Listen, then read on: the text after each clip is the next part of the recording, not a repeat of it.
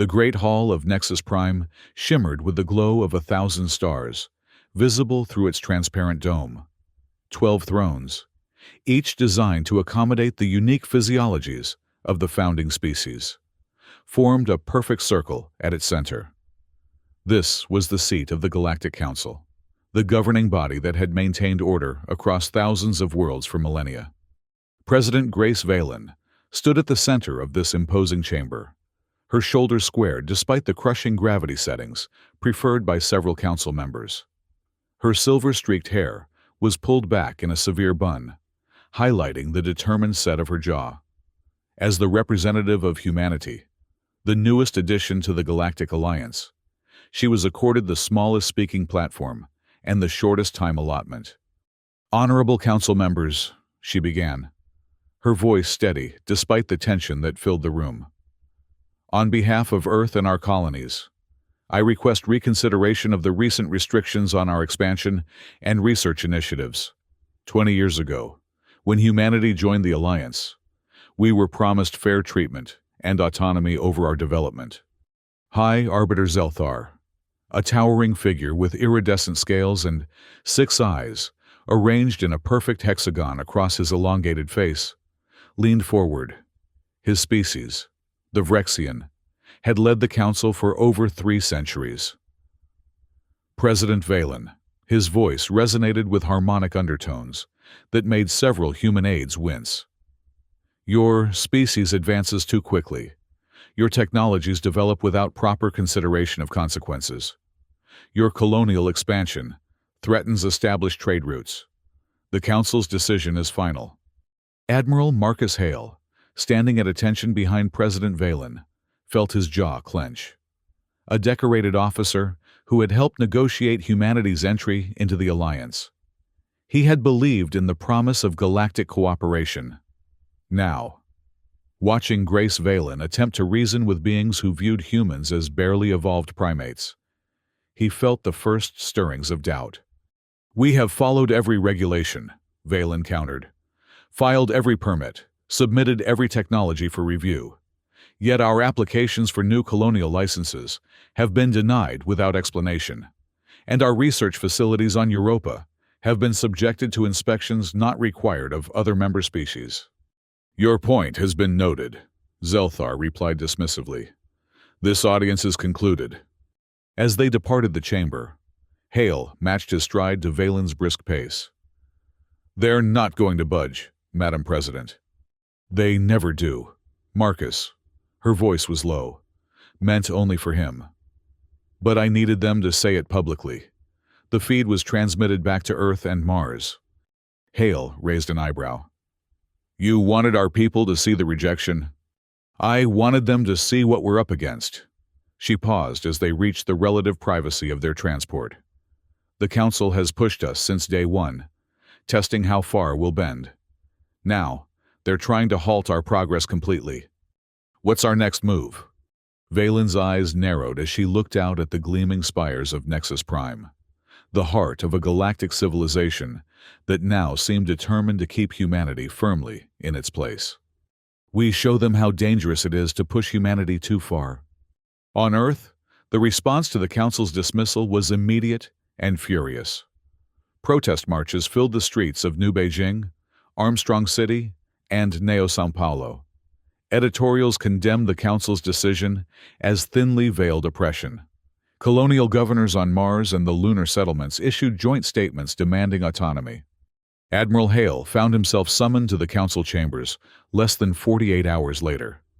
This time, he stood alone before the 12 ancient species. "Admiral," Zelthar began without preamble, "you have served as military liaison between humanity and the Alliance for 15 years. Your record suggests you understand the importance of order and hierarchy." "I do, High Arbiter." "Then you will understand the necessity of our new directive. All human advanced research projects are to be suspended immediately. Colonial expansion is frozen at current levels. Military vessels will be reassigned under direct Council oversight." Hale felt the blood drain from his face. "That goes far beyond the previous restrictions." "These are not restrictions, Admiral. They are requirements for humanity's continued membership in the Alliance. The President will never agree. President Valen's agreement is not required, interrupted Councillor Meklar, a gelatinous being whose thoughts became visible as colorful patterns rippling across its transparent body. The treaty your species signed gives the Council emergency powers when stability is threatened. What threat? We've done nothing. The protests across your worlds, the inflammatory rhetoric from your media, the unauthorized communications between your colonial governments, all suggest a species preparing for rebellion. Hale straightened, feeling the weight of humanity's future on his shoulders. I'll convey your directives to President Valen. You will do more than convey them, Admiral, Zelthar said, his 6 eyes blinking in sequence. You will enforce them. A fleet of Alliance inspectors will arrive at Earth tomorrow. You will facilitate their work. As Hale returned to Earth, the magnitude of what had been demanded settled over him like a shroud. The Council wasn't just limiting human advancement. They were effectively placing humanity under martial law. President Valen received the news in her office overlooking the rebuilt skyline of Washington, D.C. Her expression remained impassive as Hale detailed the Council's demands. They've overplayed their hand, she said when he finished. 20 years we've spent trying to prove ourselves worthy partners. 20 years of sharing our innovations, contributing to Alliance defense, accepting second-class status in the hopes of eventual equality. The Council claims emergency powers under Section 47 of the treaty, Hale said. Legally, they're within their rights. Legally, perhaps. Valen stood and walked to the window. But morally, they promised us the stars. Marcus. Instead, they've given us a cage. What are your orders, Madam President? She turned, and Hale was struck by the steel in her gaze. Officially, comply with the inspections. Show them our facilities. Give them access to our standard research data. And unofficially, prepare for resistance. I've already sent encrypted communications to our most trusted colonial governors and research directors. Dr. Alara Kim on Europa has been developing something that might give us leverage. The quantum research? Hale asked, surprised. I thought that was theoretical. It was until 6 months ago. Valen's expression was grim. The Council doesn't know everything about us, Marcus, and that's going to be their downfall. On Europa, Jupiter's icy moon, Dr. Alara Kim worked in a laboratory buried 3 kilometers beneath the frozen surface. Here, shielded from both radiation and prying eyes, she had assembled a team of brilliant minds focused on one revolutionary technology: quantum disruption. The principle is simple, she explained to her team during a midnight briefing. Council technology relies on quantum predictability, their sensors, their communications, their very navigation systems. We've developed a way to introduce localized quantum uncertainty. In plain language, Doctor, asked one of her younger assistants. Kim smiled tightly. We can make their tech forget how to function, temporarily, controllably, but completely.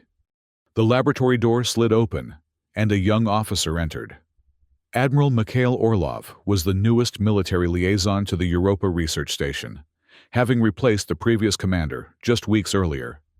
At 35, he was considered a rising star in Earth's defense forces. Dr. Kim, he nodded respectfully. President Valen requested an update on Project Quantum Courage. Kim hesitated, studying the newcomer. Admiral, how much has Admiral Hale briefed you on our work here? Only that it's classified beyond top secret and potentially vital to humanity's future. His blue eyes were serious. Given recent developments with the Council, I'm assuming it's more important than ever. Come with me, Kim said, leading him to a secure chamber at the back of the laboratory. Inside, on a pedestal surrounded by energy fields, sat what looked like a small metallic sphere, no larger than a human fist. This is it? Orlov asked, sounding disappointed. This, Kim said with a hint of pride, is a quantum disruptor. The prototype can affect Council technology within a 1-kilometer radius. We're working on scaling it up. How soon could it be deployable? That depends on what you mean by deployable. For defensive purposes, we could have 5 units ready within a month. For something more extensive, we'd need at least 3 months. Orlov's expression revealed nothing. The Council inspectors will be here within the week. Then we'd better make sure they don't find this lab, Kim replied. The official Europa research facility is 2 levels up. This section doesn't exist in any blueprint. As Orlov left the hidden laboratory, his thoughts were in turmoil. Raised to believe in military discipline and the chain of command, he had committed his career to serving Earth's interests within the Alliance framework. Now, he found himself privy to what could only be described as preparations for rebellion. His communicator chirped with a priority message from Earth. Admiral Hale's face appeared, looking grave. Mikhail, the situation is escalating. Council military vessels have established orbit around Earth, Mars, and all major human settlements. They're calling it a peacekeeping force. President Valen has been placed under house arrest for inflammatory rhetoric undermining galactic stability. That's outrageous, Orlov replied, shock evident in his voice. What are our orders? Officially, we're to maintain calm and comply with Council directives. Hale's voice lowered. Unofficially, stand by for Operation Quantum Courage. Valen managed to authorize it before they restricted her communications. Sir, Orlov hesitated. Are we really considering using untested technology against the Council? Hale's expression hardened. Look outside your window, Admiral. Tell me what you see. Orlov moved to the viewpoint that overlooked Europa's surface. A massive Council vessel had taken position directly above the research facility, its weapon systems clearly visible. They're not peacekeeping, Mikhail. They're occupying. Humanity joined the Alliance as partners. We won't accept becoming slaves. The transmission ended, leaving Orlov staring at the Council warship. His father had fought in the unification wars on Earth before humanity reached the stars. He had raised Mikhail on stories of sacrifice for a greater good. But which greater good should he serve now? Over the following weeks, the Council's grip tightened across human space. On Mars, food shipments were delayed during inspection, leading to rationing in the major domes. On Earth, Council representatives assumed advisory positions in major governmental departments. Colonial communications were monitored, travel restricted, and research facilities placed under direct Council supervision. The official Europa Research Center received its inspection team with all due courtesy. Dr. Kim led the alien inspectors through carefully prepared laboratories, showing them benign environmental studies and basic life science experiments. "And this is all your research?" asked the lead inspector, a Helian with crystalline skin that refracted light in hypnotic patterns. "Of course," Kim replied smoothly. "Europa's primary value is in xenobiology. The subsurface ocean provides excellent comparative studies for evolutionary development. Meanwhile, 3 levels below, her real team worked around the clock, perfecting the quantum disruptors and building as many as resources allowed. Each completed unit was smuggled off station by trusted personnel, distributed to key locations throughout human space. Admiral Orlov found himself walking an increasingly precarious line. To the Council inspectors, he presented the model of a cooperative officer, facilitating their work and maintaining discipline among the human staff. In secret, he helped coordinate the disruptor distribution network, using his military clearance to bypass Council checkpoints. His divided loyalties weighed on him with each passing day. When had he crossed the line from loyal officer to revolutionary? Was he betraying his oath to the Alliance, or honoring a deeper commitment to humanity? On Earth, President Valen remained under house arrest in the White House, her communications monitored and her movements restricted. Yet, even under surveillance, she managed to convene a secret meeting of Earth's most influential leaders. using old-fashioned paper notes and whispered conversations during seemingly innocent social gatherings. She assembled what would later be called the Human Resistance Council. "The disruptors are in position," she informed them during a state dinner, ostensibly held to honor the council representatives. "Admiral Hale has coordinated with our forces throughout Alliance space. We'll have one chance to show the council that subjugation is not an option." "The casualties could be enormous," warned Secretary General Johansson of the United Nations. "If we fail, the council could decide humanity is too dangerous to keep around." "And if we do nothing," Valen countered. "They've already cut off Mars from regular supply shipments. 3 domes have reported critical food shortages. They've embedded advisors in every major Earth government. Our research has been halted, our expansion frozen. This isn't partnership, it's slow extinction." "What's the timeline?" asked Premier Chen of the Eastern Coalition. 3 days, Valen replied. "When the Council holds its Centennial Assembly on Nexus Prime, all 12 founding species will be represented, along with their military command structure."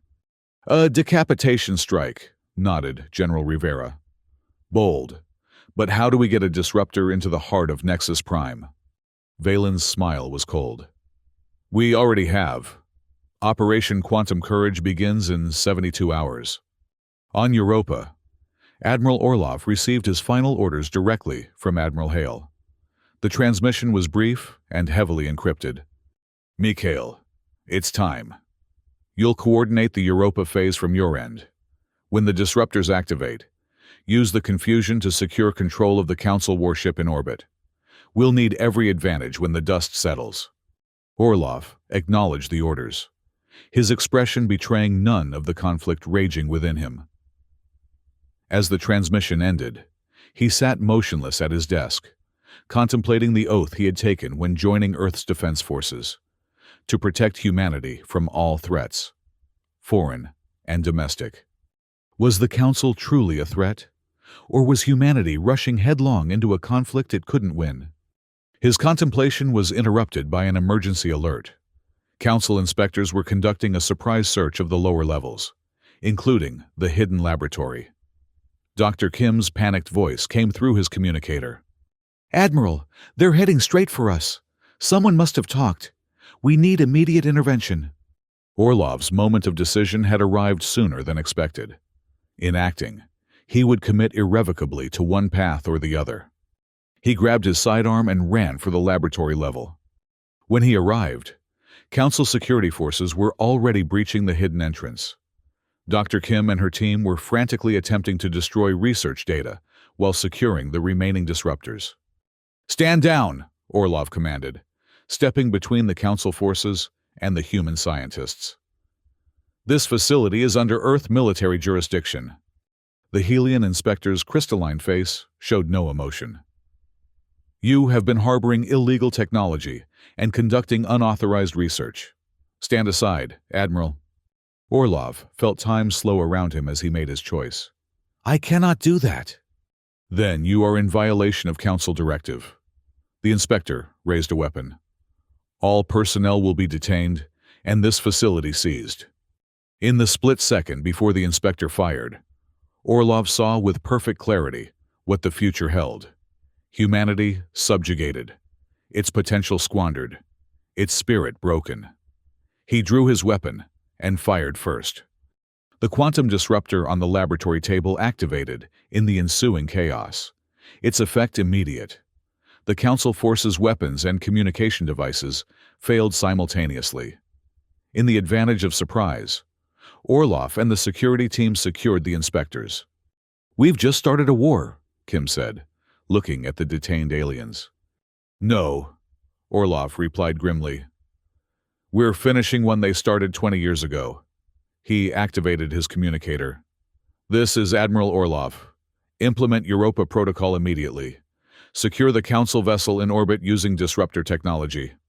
Across human space, similar scenes played out as the carefully placed quantum disruptors activated in sequence.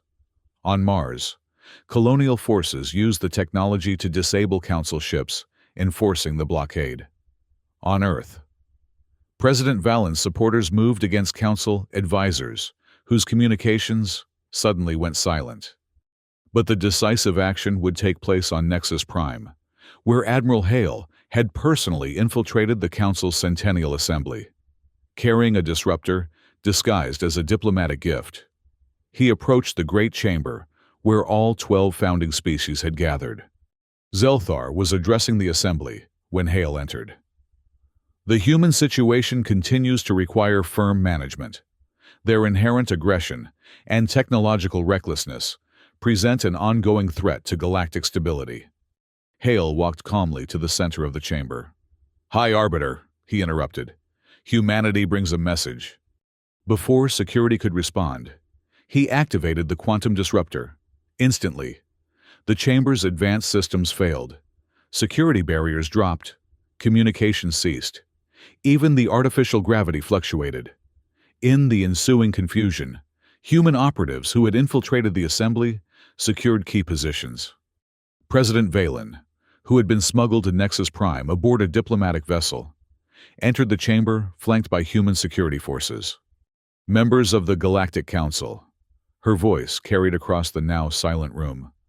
For 20 years, humanity has sought partnership. You have offered subjugation. Today, we demonstrate why that was unwise. "This is insurrection," Zelthar declared, his harmonic voice distorted by anger. "The consequences will be severe. Look around you." Valen gestured to the disabled systems. "Your technology is neutralized. Similar devices have been activated at every major council facility across the galaxy. Your military command structure is in disarray." She stepped closer to the High Arbiter. "But unlike you, we do not seek dominance. We seek equality." "What are your demands?" asked Councillor Meklar, its gelatinous body pulsing with anxious colors. 7 days, Valen replied. 7 days to negotiate a new treaty, one that recognizes humanity as a full and equal partner in the Alliance, one that respects our autonomy, our right to research, our right to expand. During those 7 days, the quantum disruptors remain active. "And if we refuse?" Zelthar challenged. Admiral Hale spoke then. "Then we go our separate ways. Humanity will withdraw from Alliance space, taking our technology with us." The threat was clear. The quantum disruptors had demonstrated humanity's unexpected capabilities. If they could develop such technology in secret, what else might they be capable of? For 7 tense days, negotiations continued in the council chamber. Human representatives from Earth, Mars, and the colonies presented their case, a history of discrimination, of arbitrary restrictions, of being treated as lesser beings despite their contributions to Alliance science and security. On Europa, Admiral Orlov maintained control of the research facility and the captured council vessel. With each passing day, he received updates from Nexus Prime, where the balance of power had shifted dramatically. The Council, faced with a galaxy-wide technological disruption and internal pressure from member species who had suffered under their hierarchical rule, gradually conceded ground. By the 6th day, the framework of a new treaty had emerged. On the 7th day, President Valen addressed a joint session of human governments and council representatives, broadcast across Alliance space. Today marks a new beginning. The Galactic Equality Doctrine has been ratified by all 12 founding species and humanity. No longer will the Alliance operate as a hierarchy of ancient and younger races. Instead, each species will have equal representation, equal rights, and equal responsibilities. High Arbiter Zelthar, standing beside her at the podium, looked diminished, yet somehow unburdened. The Council acknowledges its error in judgment. In seeking to control humanity's development, we failed to recognize the value of their unique perspective. This new doctrine will strengthen the Alliance, not weaken it. Admiral Hale, watching from the audience, caught President Valen's eye. They had gambled everything on humanity's determination and ingenuity, and won. As the ceremony concluded, Zelthar approached Valen privately. You could have used the disruptors to destroy us completely. That was never our intention, Valen replied. Humanity doesn't seek to dominate, only to thrive alongside others. A concept we had forgotten, the High Arbiter admitted. Perhaps in our millennia of existence, we had grown too accustomed to power. Across human space, celebrations erupted as news of the treaty spread. On Mars, the blockade lifted, and supply ships arrived with food and medicines. On Earth, council advisors were replaced with legitimate ambassadors. On colonies throughout Alliance territory, humans began resuming their research and expansion with renewed vigor. On Europa, Admiral Orlov stood with Dr. Kim, watching the Council warship depart peacefully from orbit. Was it worth the risk? He asked quietly. We came so close to interstellar war. Kim considered the question. Freedom always involves risk, Admiral. The greater risk would have been accepting our cage, no matter how gilded. And the disruptors? Will we maintain them as a deterrent? President Valen has ordered all disruptor technology placed under joint Human Council oversight, Kim replied. They'll serve as a reminder of what happens when power goes unchecked, for both sides. Orlov nodded, feeling the weight of recent events settle into perspective. His crisis of conscience had resolved into clarity, loyalty to principles rather than institutions, to justice rather than mere order. In the years that followed, the Alliance transformed under the Galactic Equality Doctrine. The hierarchical structure that had dominated for millennia gave way to a more balanced system where innovation and cooperation were valued above tradition and control. Humanity, freed from artificial constraints, flourished. Their colonies expanded thoughtfully into unclaimed systems. Their research advanced in partnership with other species. Their unique perspective, shaped by a shorter history, but a fiercer drive, brought new vitality to the ancient alliance. President Valen served 2 more terms before retiring to Mars, where she established an academy dedicated to interspecies diplomacy. Admiral Hale continued as Earth's military representative to the new Alliance Defense Council, helping reshape security protocols to protect all member worlds equally. Admiral Orlov, promoted to fleet commander, oversaw the integration of quantum technology into defensive systems throughout human space, always with the understanding that such power carried profound responsibility. And on Nexus Prime, the council chamber was rebuilt. The 12 ancient thrones were replaced with seats of equal height and design, arranged not in hierarchical rows, but in a perfect circle, with a 13th seat for humanity. High Arbiter Zelthar, in his final address before retiring, reflected on the transformation. We pushed humanity to their limit, believing we were maintaining order. Instead, we nearly destroyed it. Their resistance taught us what we had forgotten. True stability comes not from control, but from justice, not from subjugation, but from partnership. As his words echoed through the chamber and across the galaxy, a new era dawned, one where ancient wisdom and youthful energy combined to forge a stronger alliance than had ever existed before. The Council had pushed humanity too far, and in their regret, found redemption.